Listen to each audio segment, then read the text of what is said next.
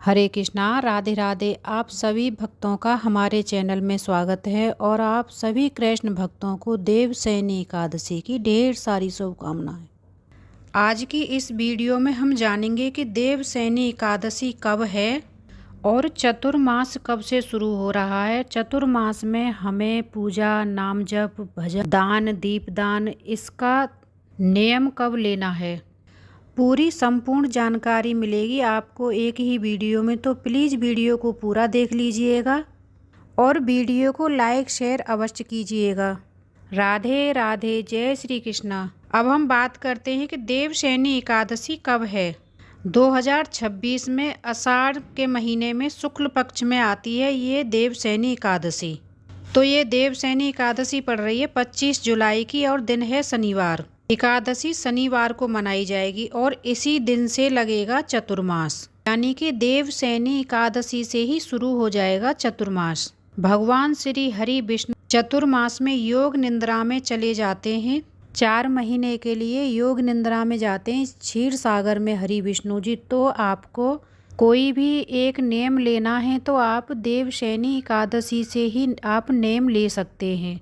और ये चतुर्मास 4 महीने के लिए होता है, जैसे कि आषाढ़, सावन, भादों, क्वार और कार्तिक। इन दिनों में भगवान श्री हरि विष्णु जी क्षीर सागर में योग निभाते हैं और भगवान भोलेनाथ ही अपने पूरे परिवार के साथ में पूरी सृष्टि का भार संभालते हैं 4 महीने तक, जब तक श्री हरि विष्णु भगवान जी योग निद्रा में रहते हैं। तो इन दिनों में कोई भी मंगलिक कार्य नहीं किया जाता है, जैसे कि अपने नए घर का गृह प्रवेश करना। अगर घर पहले से ही बन रहा है तो आप शादी, सगाई, बच्चे का मुंडन, नया वाहन खरीदना, नया कारोबार जोड़ना, तो ये सभी जो मंगल कार्य होते हैं वो नहीं होंगे इस 4 महीने में, यानी कि चतुर्मास में।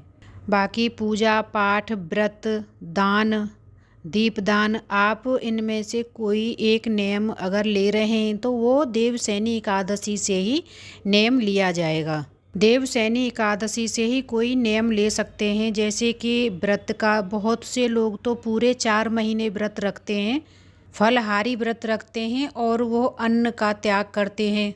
और कुछ लोग एक टाइम सात्विक भोजन खा कर के भी व्रत रखते हैं, लेकिन ऐसा हर किसी के लिए पॉसिबल नहीं है। तो ये सारे नियम हर किसी के लिए संभव नहीं है। तो आप चाहे तो शुभ तिथियों में व्रत का नियम ले सकते हैं, जैसे कि अभी सावन चलेगा तो सावन के सोमवार का व्रत का नियम ले सकते हैं, 16 सोमवार का नियम ले सकते हैं व्रत का, यानी कि एकादशी पूर्णिमा का भी आप कोई नियम ले सकते हैं व्रत का। अगर 4 महीने पूरा व्रत का नियम नहीं ले पाते हैं तो आप इन शुभ तिथियों का भी आप नियम ले सकते हैं व्रत का। और चतुर्मास के महीने में गुरुवार का व्रत बहुत ही ज़्यादा शुभ माना गया है। आप गुरुवार का भी व्रत रख सकते हैं। माता लक्ष्मी, श्री हरि विष्णु की आराधना कर सकते। यह बहुत ही ज़्यादा शुभ और फलदायी माना गया है गुरुवार का व्रत। या फिर आप रोजाना भगवान भोलेनाथ के मंदिर में जाकर के 1 लोटा जल का भी नियम ले सकते हैं बेलपत्र चढ़ाने का। सावन के महीने में वैसे भी भोलेनाथ की पूजा आराधना करने का बहुत ही ज़्यादा महत्व बताया गया है, तो आप वो भी कर सकते हैं, इसका भी नियम ले सकते हैं। या फिर आप दीपदान का भी नियम ले सकते हैं, जैसे कि देव वृक्ष दीपदान का भी आप नियम ले सकते हैं। तुलसी मैया का पूजन करना, दीपदान करना, पीपल, आंवला, बेलपत्र, समी, केला, आप इन देव वृक्षों पर भी दीपदान का नियम ले सकते हैं।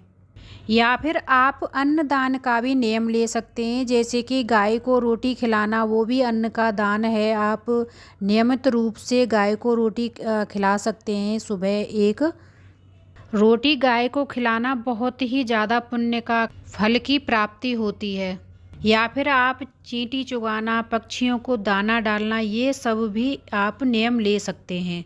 या फिर आप कोई अपनी प्रिय चीज़ भी छोड़ सकते हैं, जैसे कि आपको चावल खाना बहुत पसंद है तो आप चावल भी छोड़ सकते हैं। चावल छोड़ने का नियम बना लें। चाय पीना पसंद है, मिठाई खाना पसंद है, फल फ्रूट खाना पसंद है, आप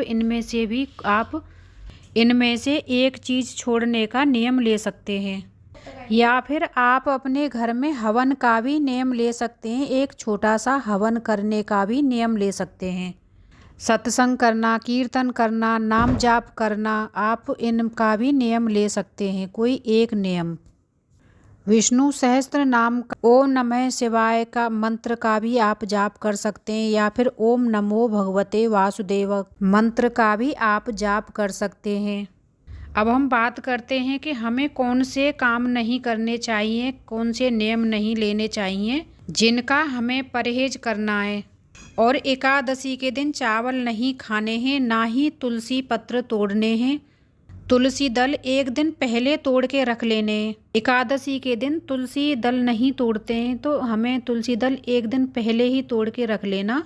और तामसिक भोजन से बचना चाहिए, जैसे कि प्याज, लहसुन, मांस, मच्छी, शराब, इन सब चीज़ों का सेवन बिल्कुल भी ना करें। क्रोध और निंदा, मन में बुरे विचार, गुस्सा या फिर किसी की बुराई करने से बचें। एकादशी का दिन मन की शांति और संयम का होता है, तो इस दिन हमें ये काम नहीं करने हैं। दशमी तिथि की रात से ही हमें सात्विक भोजन करना है। चतुर्मास केवल धार्मिक अनुष्ठानों तक सीमित नहीं है, यह समय व्यक्ति को संयमित जीवन अपनाने को, सात्विक भोजन करने को और क्रोध और नकारात्मक ऊर्जा से दूर रहने की, आत्मचिंतन करने की, नियमित पूजा पाठ और ध्यान करने की प्रेरणा देता है। यही कारण है कि इसे आध्यात्मिक साधना का सबसे बड़ा श्रेष्ठ पावन महीने में भगवान शिव और माता पार्वती की पूजा का विशेष रूप से की जाती है। भादों के महीने में भगवान श्री कृष्ण जन्माष्टमी, भगवान गणेश चतुर्थी का बहुत ही ज़्यादा महत्व है। क्वार के महीने में पितरों का तर्पण और शुक्ल पक्ष में माँ दुर्गा देवी के 9 दिन और 9 रूपों की विशेष रूप से पूजा की जाती है।